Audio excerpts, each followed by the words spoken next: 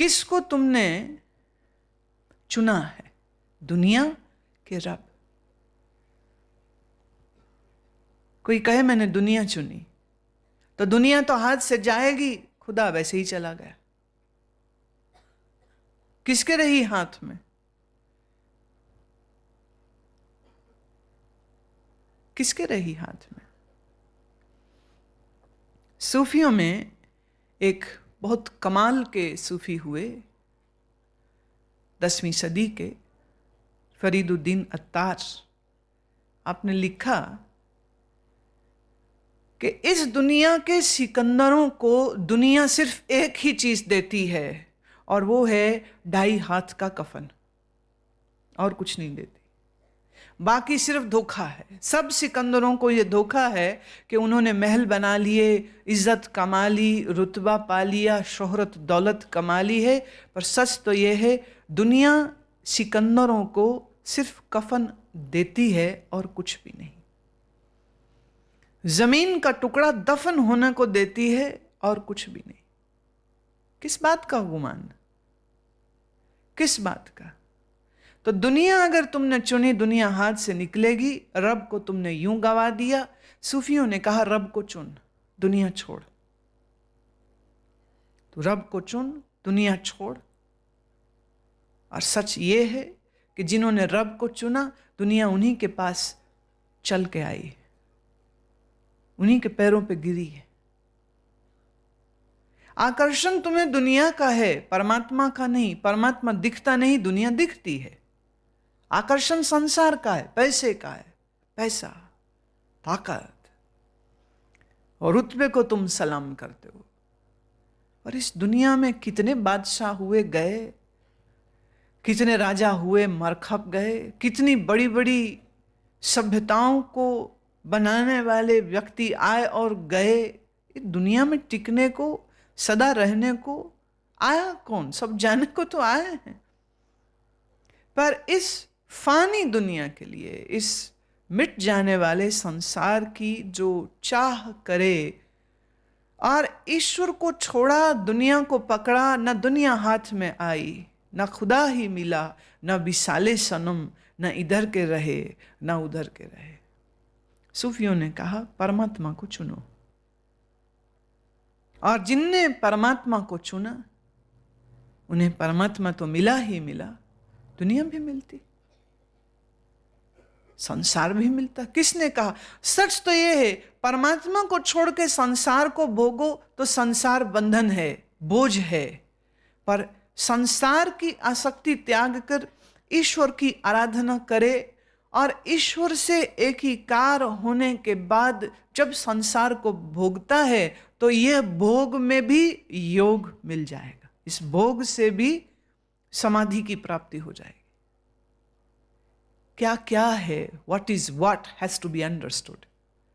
Once you know it, then go ahead and be in the world, but don't be obsessed and possessed with the world.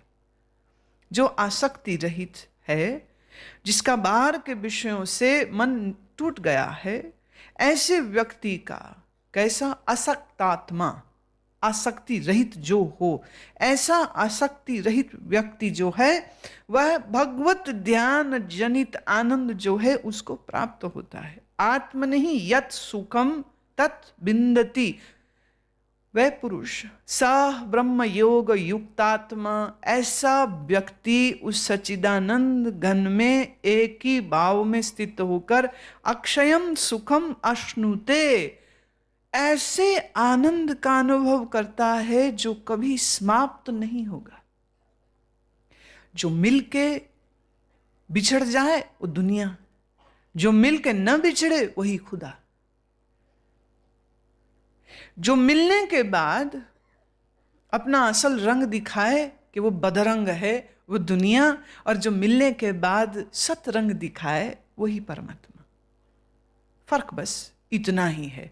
और अजब खेल देखो, करोड़ों अरबों खरबों इंसान दुनिया के पीछे भागते हैं, और जो परमात्मा की बात भी करे तो उसे कहते हैं अरे तू क्या अंधविश्वासी है, क्या ओल्ड फैशन मेंटालिटी का आदमी, दुनिया भोग, क्या भगवान के पीछे पागल हो गया तू। ये संसार सुंदर, इसे छोड़कर किन हवाई बातों में तो घुस गया। मेरी दृष्टि में वो बेचारे अंधे हैं खुद, और दूसरे किसी को जो अपनी आंख ठीक कराना चाह रहा है उसे वो कहता है कि तू क्यों ठीक हो रहा है, क्योंकि उसने अंधा होने को स्वस्थ होना मान लिया है।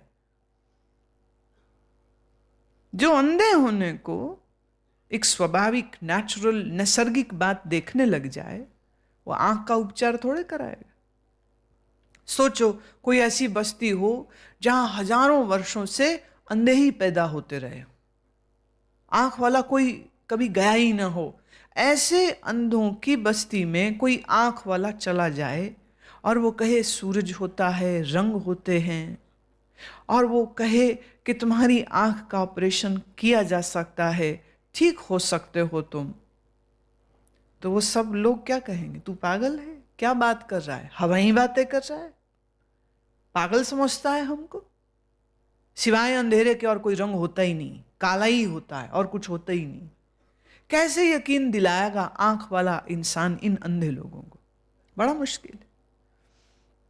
जिसके आंख पर संसार की आसक्ति का चश्मा चढ़ा हो, जो अंधा हो चुका हो संसार की वासना में, ऐसे व्यक्ति को समझाना बड़ा मुश्किल काम है, और मेरे देखे समझाना चाहिए भी नहीं। Let them enjoy, don't condemn them. उनको बुरा मत कहिए, मजा लेने दीजिए। उमर खयाम ने कहा कि मुझे मेरे मित्रों ने कहा कि चल मैं खाने आ, जाम से जाम टकराएंगे, शाम को रंगीन करेंगे। उमर खयाम कहता है मैं गया, पर मैंने वहां बैठकर उनकी शराब पी नहीं। उनको कहा तुम अपने जाम पियो, मैं अपना जाम पीऊंगा। मेरे शराबी दोस्तों ने पूछा तेरा जाम कहां, तेरा प्याला कहां? उसने कहा मेरा प्याला दिखता नहीं है, तू अपनी शराब पी, मैं अपनी पीता हूं, और देखते हैं किसकी शराब का रंग गहरा होता। उमर खयाम कहते हैं मैंने इनको सुराहियों से निकाल कर शराब जामों में भरते और पीते देखा, फिर बेहोश हो गिरते देखा, पर जो मैंने पी, मेरी इस शराब ने मुझे गिराया नहीं, उठाया, सुलाया नहीं, जगाया। और इन्हीं शराबी दोस्तों के साथ बैठ बैठकर मैं ये बात सीखा कि मेरी शराब ही कीमती है। मैं नहीं जाता इनके पास तो मुझे कैसे मालूम होता। इसलिए अगर आपके कोई मित्र शराब पीते हो तो उन्हें गाली मत दीजिए, उन्हें बुरा मत कहिए, वो भी आनंद ही तो ढूंढ रहे, सुख ही तो ढूंढ रहे। और आनंद की चाह करना किसने कहा गलत है? Let them enjoy. आज उनकी अकल यही समझती है, उनके लिए वही सही है। अगर तुम बैठ के उन्हें लेक्चर देने लग जाओगे कि शराब हराम है, कुफ्र है, गलत है, पाप है, तो वो तुमसे दोस्ती भी तोड़ देंगे। और तुमसे दोस्ती टूटने का मतलब, जो तुम उसके लिए द्वार बन सकते थे समझ का, अब द्वार भी वो बंद हो गया। इसलिए अपने शराबी दोस्तों से भी दोस्ती तोड़ो मत, बैठो उनके साथ, तुम जूस पियो, तुम पानी पी लेना, तुम अपने गिलास में कोई शीतल पेय डाल लेना, नाक मुंह मत चढ़ाना, पी लेने दो उनको, रहो उनके करीब, रहो उनके साथ। अगर तुम्हें यह लगता है कि उनके साथ बैठते बैठते तुम उनके वाली शराब पी सकते हो, तो इसका अर्थ यह है, अगर तुम्हें ऐसा भय है तो मतलब तुम खुद कच्चे हो, तो यह तुम्हारी परीक्षा हो गई, और तुम कच्चे हो और अपने कच्चेपने का सबूत तुमको मिल गया। और अगर तुम्हें कोई भय नहीं है तो डर क्या? Let them drink their liquor and you be happy with yours. किसी न किसी दिन, कभी न कभी, किसी न किसी शुभ घड़ी में, शायद मैं शायद कह रही हूं, बड़ा मुश्किल है इस बेहोशी की दीवार को तोड़ना, पर शायद वो पूछ बैठे कि हम इतनी पी के भी सुरखरू नहीं होते, शांत नहीं होते। तू पीता भी नहीं और तू फिर भी शांत है, वो कैसे? कभी तो पूछेगा। और ये भी है कि तुम जब कई लंबे समय तक उसके साथ बैठोगे, जब वो अपने मैखाने में, अपने शराब घर में अपनी शराब को पिए और तुम उसके साथ बैठे और तुमने नहीं पी, और इस प्रेम संबंध के कारण तुम भी फिर उसको एक दिन कह सकोगे कि चल आज तू मेरे मैखाने में चल। एक बार तो हुआ और मैंने ये देखा, आज तक का मेरा यह अनुभव रहा है, जितने शराबी आए वो फिर वापस कभी नहीं गए। जितने शराबी हमारे बैठक में आए हैं वो वापस नहीं गए। एक बार जिन्होंने ध्यान किया उसके बाद फिर उन्होंने कभी शराब को छुआ नहीं। और मैंने नहीं कहा कि शराब छोड़ो, बस ये है मैंने एक बेहतर शराब का ऑप्शन सामने रख दिया। आदमी तो आनंद चाहता है, आनंद उससे जहां मिले वो वहीं से ले लेगा। तुम्हें अगर ब्रह्मा आनंद चाहिए तो बाहर की आसक्ति तोड़नी होगी,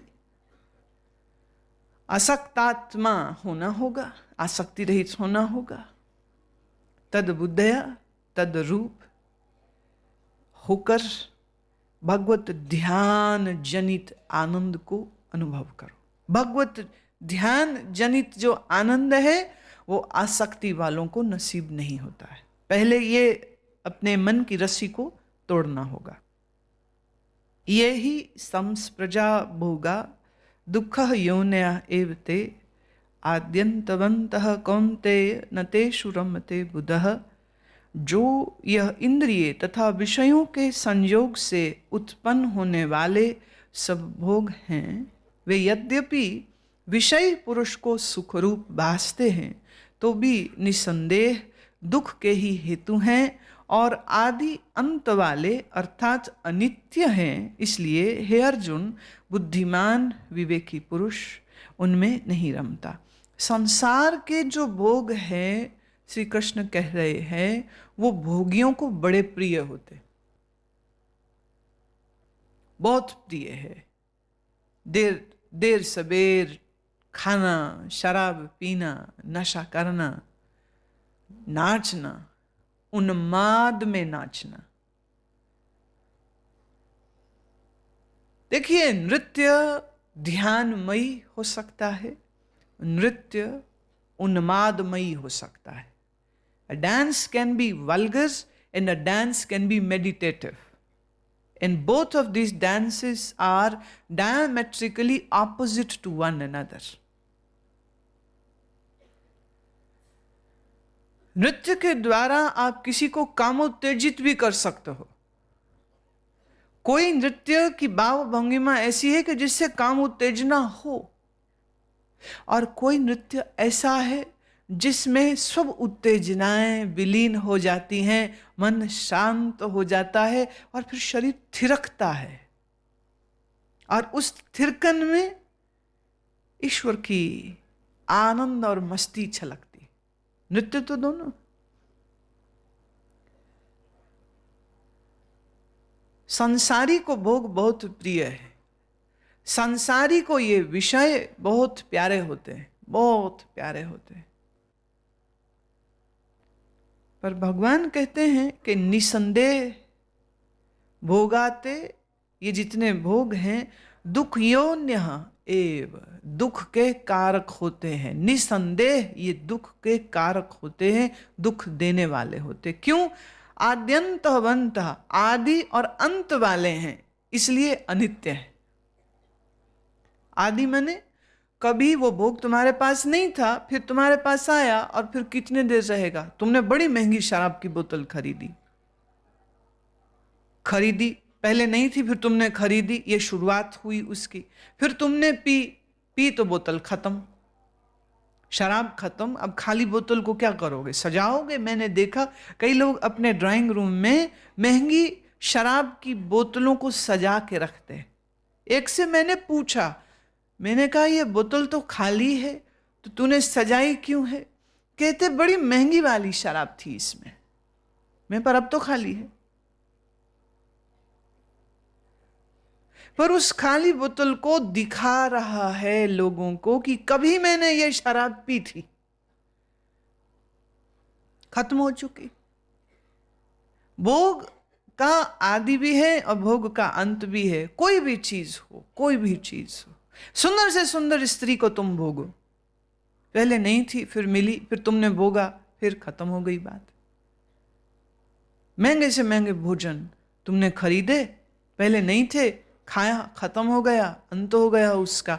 जिसका आदि और अंत हो वह अनित्य होता है। संसार के समस्त भोग का आदि भी है, अंत भी है, इसलिए अनित्य है। अब मुझे एक बात बताइए, अनित्य से नित्य आनंद कैसे मिल सकता है? जो खुद मरण धर्मा है वो तुमको सनातन सुख कैसे दे सकता है? अच्छा चलो, थोड़ी सी हम बात आपके साथ सीधी सीधी करते हैं। सुख आपको चाहिए, दुख किसी को भी नहीं चाहिए। चाहिए? बच्चा स्कूल में जाता है तो उसके भी दिल में ख्वाहिश होती है कि उसका होमवर्क आज ठीक से हुआ है, उसकी यूनिफॉर्म एकदम नीट एंड क्लीन है, काश टीचर देख ले और स्टार दे दे मेरे को, सबके सामने, the most well dressed boy. बड़ा मजा आता है। गली का आवारा कुत्ता भी सुख चाहता है। आप पुचकारो किसी भी राह चलते अनजान स्ट्रे डॉग को, आप प्यार से पुचकार, वो भी पूछ ही लाता आ जाए। दबकाओ, भाग जाएगा। तुम्हारा अपना कुत्ता हो, उसको दबकाओ, वो तो भागेगा ही। जो अनजान है, जो गली में आवारा घूमते हैं, उस जानवर के, उस जीव के अंदर भी सुख की चाह है। This is the most fundamental need of human and also of animals. All living species want happiness. सबको सुख चाहिए। अब सुख के लिए देखो तुम कितनी दौड़ लगाते हो, सब जगह सुख ढूंढते रहते हो। अच्छा, आपको अगर हम ऑप्शन दें, चुनाव करने के लिए कहें, आप कैसा सुख चाहेंगे? वो जो खत्म हो जाए या वो जो बना रहे? आप कैसा सुख चाहेंगे? जो किसी एक जगह पर बैठने पे मिले और दूसरी जगह जाए चला जाए, कि जो सब जगह जाए और सब जगह से सुख मिले? आप कैसा सुख चाहेंगे? जिसमें थोड़ी बहुत मिलावट दुख की हो कि एकदम प्योर? आप कैसा सुख चाहेंगे जिसके लिए तुम्हें किसी की गुलामी करनी पड़े या स्वतंत्रता से तुम्हें मिल जाए? बिल्कुल सही, बच्चे बिल्कुल सही जवाब दे रहे हैं, एकदम परफेक्ट। तुम ठीक बोल रहे हो, ये पीछे वाले पागल हैं सब। मालूम क्यों?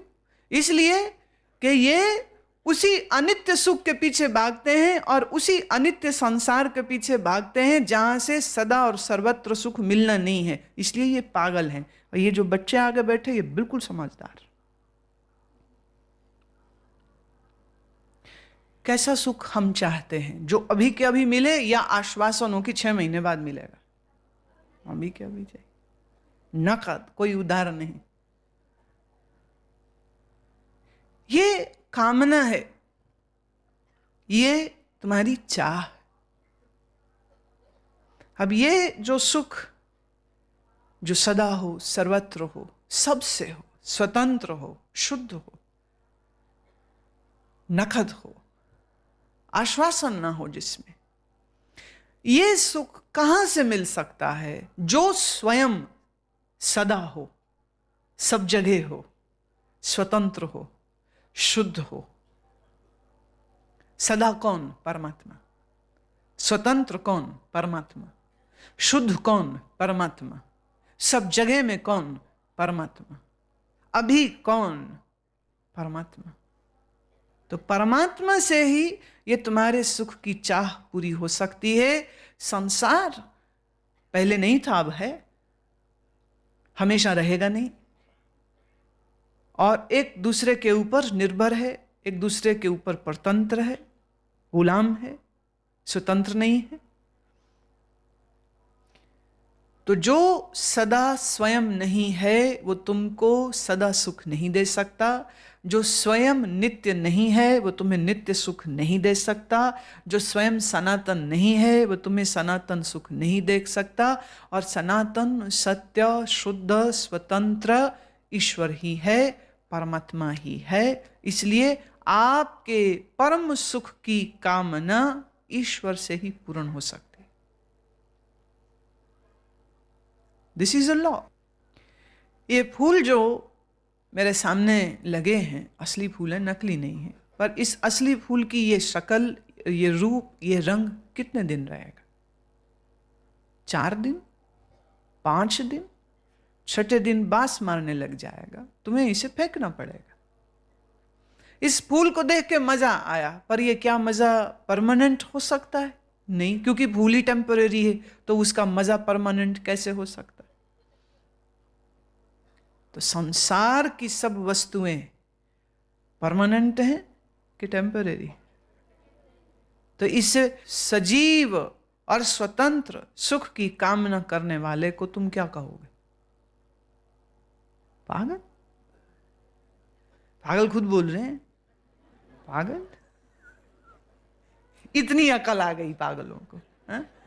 इतनी समझ आ गई है, पर चूंकि पागल है ना, इसलिए दौरा फिर पड़ जाएगा। एक बार एक व्यक्ति मुझे आश्रम में मिलने आया, तो उसने बैठते ही कहा, मैं ना पागल हो गया था पर अब मैं ठीक हूं।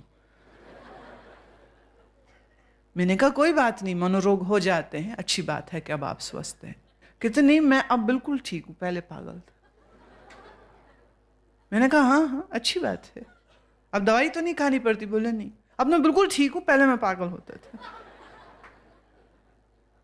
वो आधे घंटे यही बोलता रहा, और पीछे उसकी घरवाली थी, उसका पिताजी थे, उसकी माँ थे, और वो बेचारे हाथ जोड़े जा रहे, क्या वो गुस्सा नहीं होना, ये बोले जा रहा है वो, क्योंकि वो हर 2 मिनट में बोले पहले मैं पागल था अब मैं ठीक हूं, और वो बेचारे हाथ जोड़ रहे।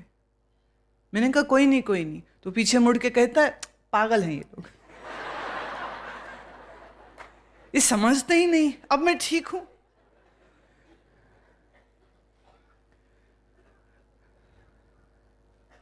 कुछ एक दीर्घ और गंभीर पागलों को शॉक ट्रीटमेंट देनी पड़ती।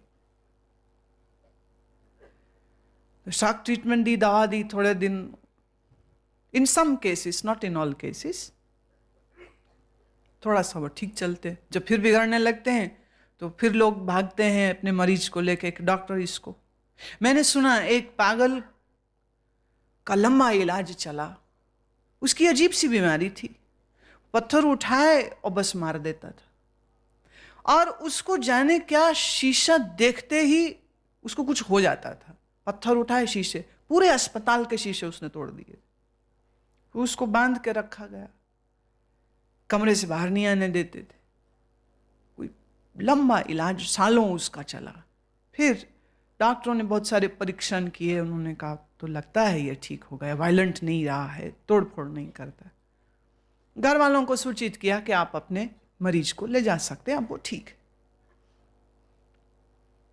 डॉक्टर के ऑफिस में बैठे थे, तो डॉक्टर ने पूछा कि अच्छा अब कैसा लग रहा है, घर जा रहा है?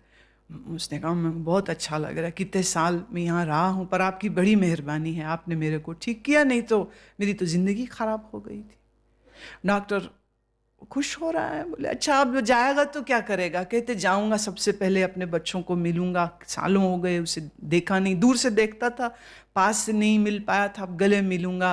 मेरी माँ, मेरे पिताजी, मेरे भाई, मेरी बहनें, मेरे जीजा, सब लोग मेरा इंतज़ार कर रहे हैं, मुझे बताया गया। डॉक्टर ने कहा अच्छा एक बात बता, तू क्या करेगा क्या? उसने कहा मैं ना सब लोगों को यहाँ आपके पास लेके आऊँगा। डॉक्टर बोले वो क्यों? बोले सब मिलके पत्थर मारेंगे। अब अस्पताल भी तो बड़ा हो गया है ना, अब उतने शीशे थोड़े हैं कि मैं अकेला तोड़ सकूं। पागलों को दौरा पड़ जाता है। तो जिसके अंतःकरण में अज्ञान का पागलपन छाया है, ये बड़ी मुश्किल, ये जाता नहीं, बार बार दौरे पड़ते रहे। देखो ना, हर साल तुम यहां आते हो, फिर दौरा पड़ जाता तुम्हें। फिर हम बुलाते, फिर दौरा पड़ जाता है तुम्हें। इसीलिए तो हम 1 साल के बाद ऋषिकेश के शिविर के बावजूद भी हर 3 महीने में आश्रम में एक शिविर करते हैं, क्योंकि मुझे पता है इससे ज्यादा तुम ठीक रह ही नहीं सकते। और ये जो तुम्हारा दौरा होता है कई दफे इतना गंभीर हो जाता है कि तुम्हें यह भी याद नहीं रहता कि मैं ठीक कहां जाके हो सकता हूं।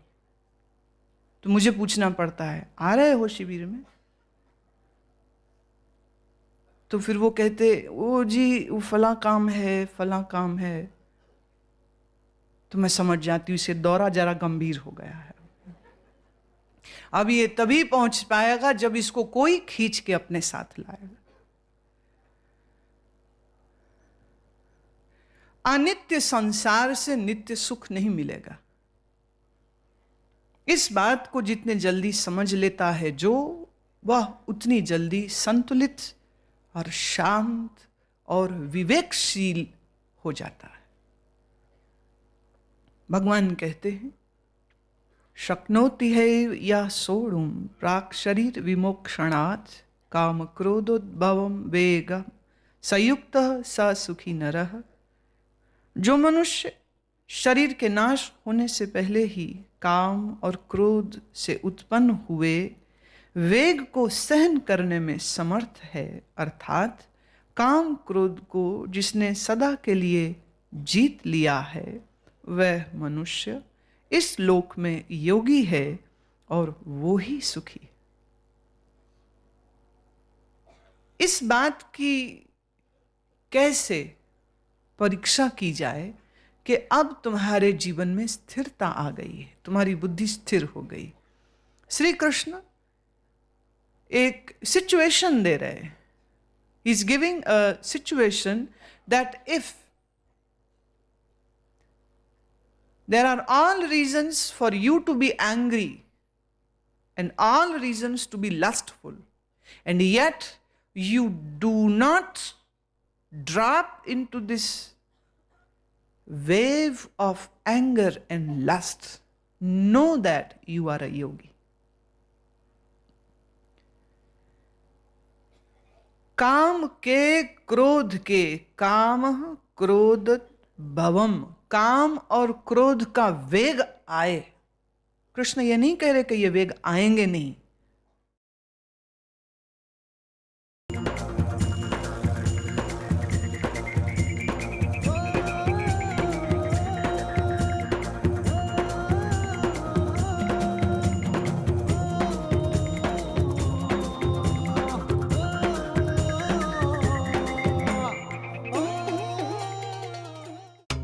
गुरुमा वाणी प्रस्तुत करते हैं परम पूज्य आनंद मूर्ति गुरुमा द्वारा प्रेम, ज्ञान और ध्यान का अनुपम संग्रह।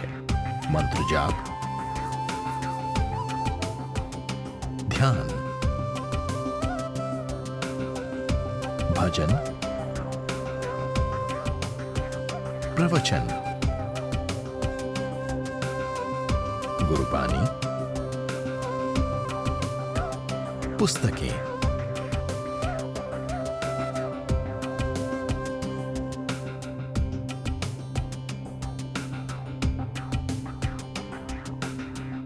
इस अद्वितीय भेंट से अपने जीवन को आनंदमयी बनाएं। अधिक जानकारी के लिए लॉग ऑन करें guruma.com पर या संपर्क करें ऋषि चैतन्य आश्रम